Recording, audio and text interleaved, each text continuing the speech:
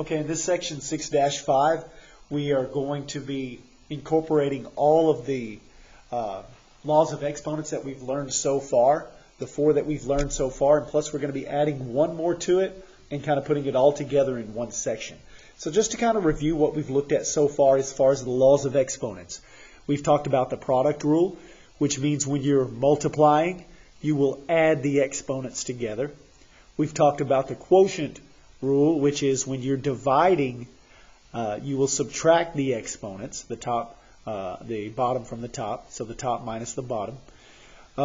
When you raise a power to a power, then you're going to multiply those two exponents together.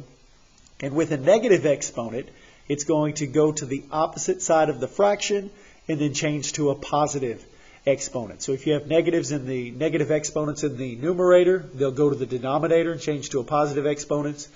Negative exponents in the denominator will move to the numerator and change to a positive exponent. Now, here's the new rule that we haven't talked about yet. Anything raised to the 0 power is 1. So whatever you've got, if you've raised it up to the 0 power, that is always going to simplify down to 1. All right? So the problems that we'll look at here in this section will incorporate all 4 of the previous rules that we've learned, plus the new one that we've also learned, all into one section. All right? So, for example, when we take a look at number 1 here, okay, we have two quantities that we're going to be multiplying together, right? So here, when we multiply, this is where we'll be using our product rule. So what I'll do is I'll take the regular numbers first. 9 times, in essence, you can think of that as negative 1. So positive times a negative is a negative. So I know the entire quantity is negative. 9 times 1 is 9, so we'll go ahead and write that in. Next, let's deal with our x's. So I have x to the 10th power times x to the 5th power. So remember, this is x times itself 10 times. This is x times itself 5 times. So all together, they would multiply times themselves 15 times. And remember, the product rule is add the exponents. 10 plus 5 would make 15. X to the 15th power is what we would write in here. Now we'll take our y's. Y to the 3rd times y to the 3rd. Again, using my product rule, 3 plus 3 would make y to the 9th power. So multiply this together and it simplifies down to negative 9x to the 15th power times y to the 9th power. All right? Now, on the next section, we're going to be using a couple of different rules here. Number 1, we're dividing this out, so quotient rule will come into play. And I also see a negative exponent here, so the negative exponent rule will also come into play. So on several of these problems, you'll see that we may be combining 2 or more of the rules that we've looked at so far. This is an example of one of those cases. So now, the first thing that we'll need to do is we'll go ahead and we'll divide out the 6 and the 3, which would make 2, and that's going to end up with 2 on the top of my fraction. And so we don't know if we're going to end up with anything on the bottom of the fraction yet. We'll see. So the next thing I come to is c to the 3rd minus, divided by c to the negative 5th. So remember, quotient rule, when you divide, you must subtract these exponents. So this is going to be, if I want to see what the exponent is for c, I need to do 3 minus negative 5. Now don't forget, when we do that, minus negative, a negative and a negative makes a positive. So this, in essence, is going to be 3 plus 5, which is going to give me c to the 8, using the rule correctly. All right. Another way to think about that is if you wanted to move this first, instead of doing the quotient rule, you could move c up to the top and change it from negative 5 to positive 5 power, and then have c to the 3rd times c to the 5th power, and then use the product rule instead of the quotient rule. But that would be using 2 rules to get to the answer when you could just use 1 and do it all in one step.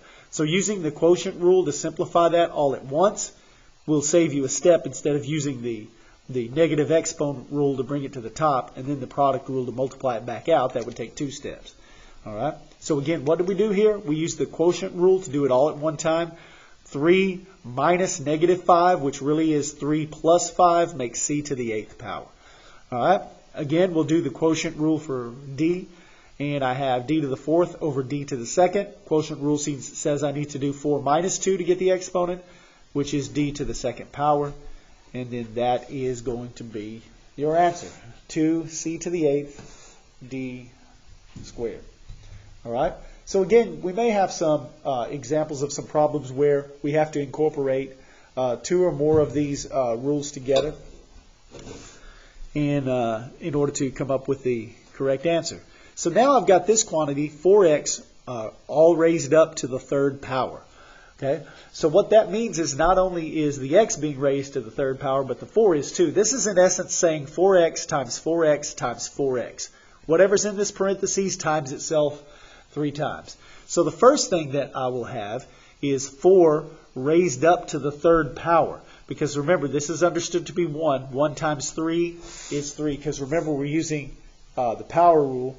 So when we raise a power to a power, we've got to multiply. Well, this is understood to be 1. 1 times 3 is 3. So really, I need to figure out what 4 to the third power is. That's where my calculator comes in if we don't know. That's like 4 times 4 times 4. If you can do that in your head, great. If you can't, this is where the calculator comes in. And so what you will do is you will take 4, all right, and you will raise that. So here's the power key. It's underneath the equal sign.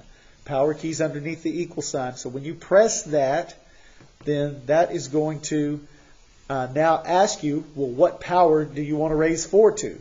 There's where you'll plug 3 in and press enter. And now we know 4 to the third power is 64. And we can write that in and then continue. So we've got 64. And then, of course, that's x to the first power. 1 times 3 is 3. And so 64x to the third power. There is my answer. All right. Now, the next one that we come to is we have a quantity, negative 4x, but all of that is raised up to the 0 power. Raised up to the 0 power. And remember, on the 0 exponent rule, anything raised up to the 0 power is 1. So we're just going to write a 1, and we're done. That's our answer. The answer is 1. Anything raised to the 0 power is 1. All right. You could verify that on your calculator by throwing a few problems in there if you wanted to. Like anything you raise to the 0 power, it's going to come out to be 1. So let's just do some examples. So let's say I took 54. Whoops, that's 45 I typed in there. Raised to the 0 power, guess what? It's 1. What if I took whatever that number is, and I raised it up to the 0 power? Guess what? It's 1. All right, what if I take, look at this. What if I take pi and raise it up to the 0 power? It's going to be 1. All right, so anything raised up to the 0 power is going to be 1. Okay, let's look at example 5 now. So I have the quantity 2x, and I have that raised up to the negative third power. Raised up to the negative third power. Now, there are two ways that you can approach this. So you can multiply out that negative exponent first, and then move the quantities down to the denominator of the fraction, or you can move this whole quantity down to the denominator first and then multiply out the positive exponent. Either one would give you the same answer. Let's go ahead and move this negative third power down to the bottom and make that 1 over, it's still in parentheses, 2x, but now instead of negative third power, it's third power. Because remember, anytime you move something from, anytime you have a negative exponent, move it to the opposite side of the fraction, change it to positive. If it's on the top of the fraction, move it to the bottom. If it's on the bottom of the fraction with a negative exponent, move it to the top. Now, remember, some of you might be saying, well, Coach, there's no fraction here. Well, you can make it a fraction by putting it over 1. So 2x to the negative third over 1, then that's in the top of the fraction. We have to move it to the bottom. All right? We're not done yet, though, because this is going to be equal to 1 over, I have 2 to the third power, which means 2 times 2 times 2. That'll give me 8. And then I have x, which is first power, times 3. So 1 times 3 is 3x to the third power. And then we've got it. Here's our answer. Okay, so there is one more that we need to take a look at here now. And on example 6, we have one that has a quantity 81 x to the 8th, y to the 16th, raised up to the 1/4 power. All right, so on this one, okay, even though we're raised up to a fractional power, that's okay. And just kind of a quick explanation of that is When you raise it up, the top number is the power, the bottom number of the fraction is the root. So if this was the 1/2 power, this would be square root. 1/3 power, it's taking this to the 3rd root. Well, 1/4 power would be the 4th root. All right, so the top number is always the exponent, the bottom number of the fraction is always the root that you're taking it. And of course, if square root means something times itself twice to equal the number, like for example, square root of 25 is 5 because 5 times 5 equals 25, right? Well, then the 4th root means something times itself 4 times to equal this number. So I need a number that can be multiplied times itself 4 times to equal 81. I don't even want to think about what that can be. So I'm going to go straight for the calculator to see what that number would be. So remember, this is 81 to the 1st power, so I need 1 times 1/4, which is 1/4, making sure we're following the rule. So I need to figure out what 81 to the 1/4 power is. So I'll put in 81, and I will raise that up. Now, anytime you're raising it up to a fractional power, make sure you put that in parentheses, to the 1/4 power. We press enter. And we see that it's 3. So what that means is 3 times 3 times 3 times 3 should be 81. And 3 times 3 is 9. And another 3 times 3 is 9. And then what we're left with, 9 times 9, we verify it is 81. All right?